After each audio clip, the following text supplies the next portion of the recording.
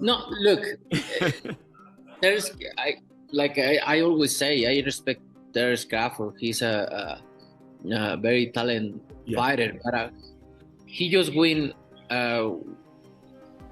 one big fight.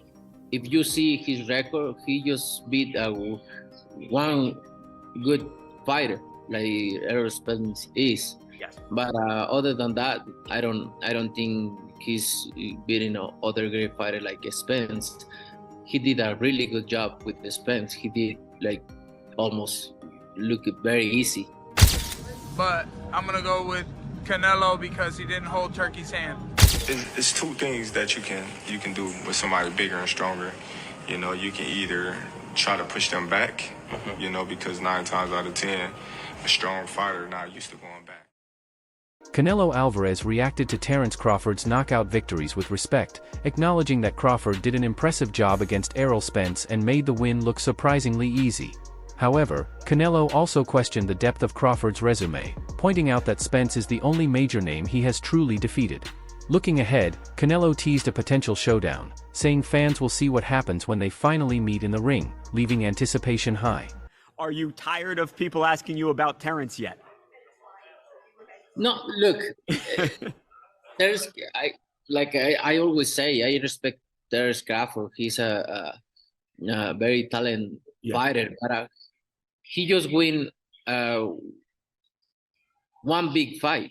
If you see his record, he just beat one good fighter like Errol Spence is. Yes. But other than that, I don't think he's beating other great fighter like Spence. He did a really good job with the Spence. He did like almost look very easy. But I knew Terence Crawford is a great fighter. But you never know in boxing. We'll see. Canelo hints that he already has a strong grasp of Crawford's techniques and style, expressing confidence in his preparation. With a smile, he adds that Turki Alalshik will be very upset on fight night, since he'll be in Crawford's corner, making the upcoming showdown even more intense and personal. Nothing you're going to be able to do about it come fight night. I know Turkey's in your corner, I promise but you. look, it's going to be very difficult. He's going to be so mad that day. Believe me. I see you. I see you. You see I'm different. I see you too.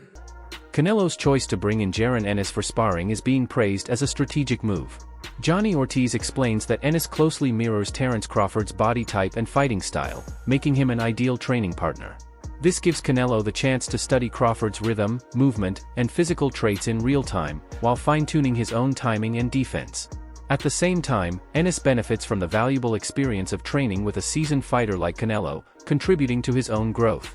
Ortiz calls it a rare win-win situation where both fighters improve, making the decision especially smart. Makes sense, and it's definitely a good experience for both. Eddie Reynoso and Canelo, shout out to them because now it shows that they serious with a real game plan, and Boots is, to me, everybody's a perfect opponent. I wouldn't say opponent, perfect sparring partner to have to replicate Crawford because they both switch hitters and stuff like that, and they got dog in them and reflexes for sure. So it shows Canelo serious, and on Boots end, to be able to spar a Hall of Famer, top tier guy is giving him great experience, and you could tell he really wants it. It's a sport where Boots is getting an opportunity to spar a Hall of Famer.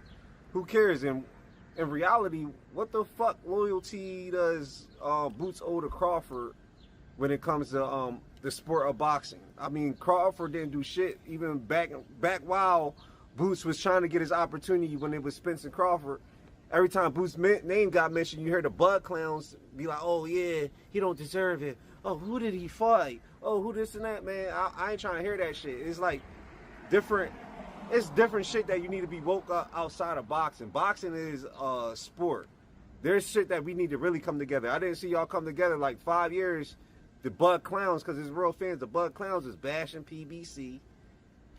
Everything Boots, when you bring up Boots' name, putting him down, I didn't hear like, oh yeah, instead of fighting Canelo or fighting this person, he should fight Boots.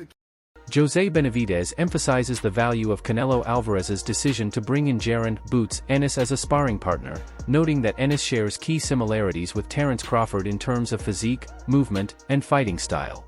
This allows Canelo to mentally and physically prepare for the kind of opponent he'll face on fight night. Benavidez also points out that Crawford's smaller size compared to Canelo could be a factor in the ring. Training with a strong and stylistically comparable partner not only sharpens Canelo's skills but also boosts his confidence, making him feel he already holds the advantage before the first bell sounds. To give Canelo maybe a little bit more confidence that he is sparring somebody really good, and is a really good fighter, and I think that would be a good motivation, for Canelo Alvarez. I just think that Crawford is too small for Canelo. I think Canelo's too big for Crawford. But in my opinion, I think if Crawford could maybe just tap, get out, tap, hook, get out, maybe once in a while throw a straight punch and just win by points and use his legs, I think I see him winning by decision. But if he tries to exchange with Canelo Alvarez, I think he's going to make a mistake and he's going to get hit with one shot and maybe he can get hurt. And that would change the whole fight, But I think he's faster.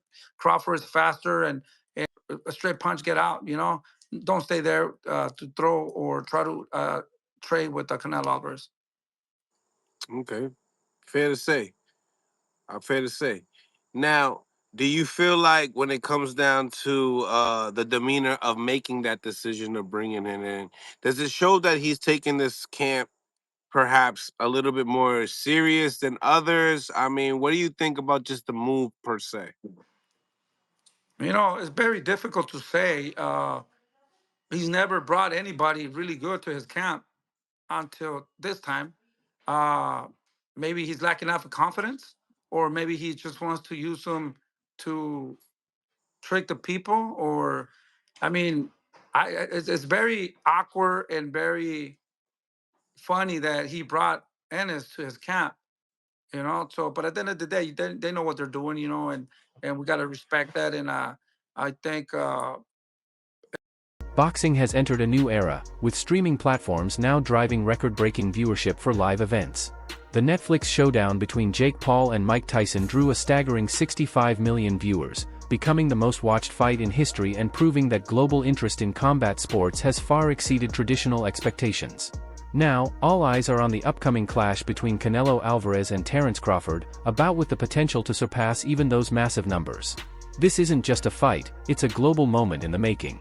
Fans across continents are eagerly waiting to see if this historic matchup can generate even more excitement and engagement than the Jake versus Mike spectacle. Like Jake Paul, Mike Tyson, which was obviously on Netflix as well, the biggest concurrent view was, I think, 65 million. So at one stage of a time, 65 million people were watching that fight, which is crazy, hence why it broke Netflix servers. I do wonder what this does. I think it does around 10 to 15, which is still an incredible number. The problem with these two, and I was saying this morning actually to Gareth A. Davis, like, there's no antagonizer here, is there? No one is willing to play the role of the bad guy, the heel, the bully. And you almost need that a little bit. Like Jake Paul was actually quite smart in the way in which he promoted the Tyson fight. Obviously, look, it's Mike Tyson. But it was promoted so well where Jake was willing to be the guy that, I'm going to fuck up the greatest fighter of all time. He was willing to kind of say all those things and play that role. So people almost tuned in to see him get chinned as well. Neither of these guys are playing that role. Neither of these guys, I don't think, have crossed over massively to non-boxing fans. I mean, to us, they're like gods. But to non-boxing fans, I do wonder how much people know them. Terence Crawford has never shied away from a challenge, and his preparation for facing Canelo Alvarez reflects a meticulous, strategic mindset. Aware of the difficulties that come with fighting a naturally bigger opponent, Crawford believes there are clear ways to overcome them. One key tactic is forcing larger fighters to move backward, something they're rarely comfortable with, as their size and strength usually allow them to control the pace going forward. Disrupting that rhythm puts them at a disadvantage. Another strategy is to wear them down, exploiting the flat-footedness and stamina issues that often come with added weight. Crawford's grasp of these tactics showcases his exceptional boxing IQ. He knows that winning this fight will take more than grit, it will require turning perceived weaknesses into strengths.